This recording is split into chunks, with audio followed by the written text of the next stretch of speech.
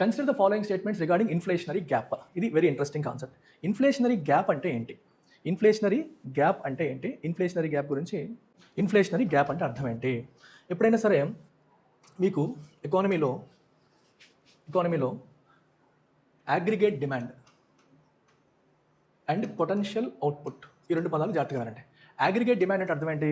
ఎకానమీలో ఉన్న అన్ని సెక్టార్స్ నుంచి, లైక్ కంపెనీస్ నుంచి, హౌస్ హోల్డ్స్ నుంచి, ఆల్ సెగ్మెంట్స్ నుంచి ఎంత డిమాండ్ అయితే వస్తుందంటే వస్తువులు సేవలు కొనుగోలు చేయడానికి ఎంత డిమాండ్ అయితే వస్తుందో వాటన్నిటి యొక్క అగ్రిగేట్ టోటల్ ఏమంటాం మనం? అగ్రిగేట్ డిమాండ్ అని చెప్పి అంటాం. And on the other hand we have something called potential output. Potential output అంటే అర్థం ఏంటి? ఫుల్ ఎంప్లాయ్మెంట్ లెవెల్లో output at full employment level. Full employment level అంటే అర్థం ఏంటి? ఎకానమీలో అన్ఎంప్లాయ్మెంట్ జీరో అయిపోవడం అని కాదు. నిన్న ప్రీవియస్ సెషన్లో చెప్పాను. ఫుల్ ఎంప్లాయ్మెంట్ లెవెల్ అంటే అర్థం ఏంటంటే ఎకానమీలో ఉన్న అన్ని ఫ్యాక్టరీస్ కూడా ఫుల్ ప్రొడక్టివ్ కెపాసిటీతో పనిచేస్తున్నాయి. ఫ్యాక్టరీస్ అన్ని కూడా ఫుల్గా పనిచేస్తున్నాయి. మంచి కెపాసిటీ యూటిలైజేషన్ జరుగుతుంది. ఏవి ఖాళీగా లేవు, ఐడియల్ కెపాసిటీ లేదు. అట్లా ఎకానమీలో ఉన్న మొత్తం సప్లై సిస్టమ్, ఫ్యాక్టరీస్ అన్ని కూడా ఫుల్ కెపాసిటీలో పనిచేస్తే మనం ఎంత అవుట్పుట్ అయితే జనరేట్ చేస్తున్నామో అది పొటెన్షియల్ అవుట్పుట్. ఆ పొటెన్షియల్ అవుట్పుట్ కన్నా అగ్రిగేట్ డిమాండ్ అనేది ఎక్కువ అనుకోండి. when the aggregate demand is more than potential output or aggregate supply, ఆ సందర్భంలో సప్లై డిమాండ్ సప్లై కంటే ఎక్కువైతే ఏమవుతుంది? ఆబ్వియస్గా అది ఇన్ఫ్లేషన్కి దారితీయదా? ఆ గ్యాప్నే మనం ఇన్ఫ్లేషనరీ గ్యాప్ అంటాం. The difference between aggregate demand and aggregate supply లేదా aggregate demand and potential output. What is potential output? ఎకానమీలో ఉన్న ఫ్యాక్టరీస్ అన్ని కూడా ఫుల్ కెపాసిటీలో పనిచేసే effective utilisation of all resources జరుగుతున్న సందర్భంలో ఫుల్ ఎంప్లాయ్మెంట్ లెవెల్లో వచ్చే అవుట్పుట్. ఆ అవుట్పుట్ కన్నా కూడా మన డిమాండ్ ఎక్కువ ఉంటే it will increase in rise in prices because demand outstrips supply. అలా వచ్చేదని మనం ఇన్ఫ్లేషనరీ గ్యాప్ అని అంటాం.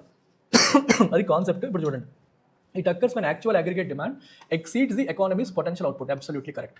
It can be addressed by the government implementing expansionary fiscal policies. గమనించండి, ఇక్కడ ఆల్రెడీ మనం ఏం చెప్తున్నాను? నేను ఆల్రెడీ ఇన్ఫ్లేషన్ ఎక్కువ వస్తుందని చెప్తున్నాను. మరి ఇన్ఫ్లేషన్ ఎక్కువగా ఉన్నప్పుడు ఇన్ఫ్లేషన్ని కంట్రోల్ చేయాలంటే ప్రభుత్వం ఏం చేయాలి? సిస్టంలో మనీ సప్లై తగ్గించాలి. డిమాండ్ ఎక్కువ ఉంది కదమ్మా, డిమాండ్ తగ్గించాలంటే ఎక్స్పాన్షనరీ పాలసీ ఎలా ఫాలో అవుతావు? ఎక్స్పాన్షనరీ ఫిస్కల్ పాలసీ ఫాలో అయితే ప్రభుత్వం ఇంకా ఎక్కువ స్పెండ్ చేయాలి, ఎక్కువ ప్రాజెక్ట్స్ కోసం ఖర్చు పెట్టాలి, వెల్ఫేర్ స్కీమ్స్ కోసం ఖర్చు పెట్టాల్సిన పరిస్థితి వస్తుంది.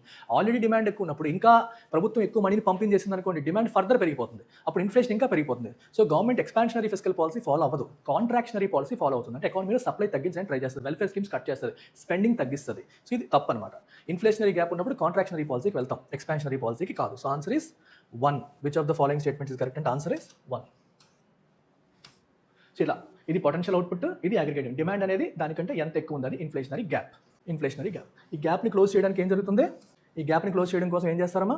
కాంట్రాక్షనరీ పాలసీ అంటే ఎకానమీలో డిమాండ్ తగ్గించే ప్రయత్నం ప్రభుత్వం అనేది చేస్తుంది.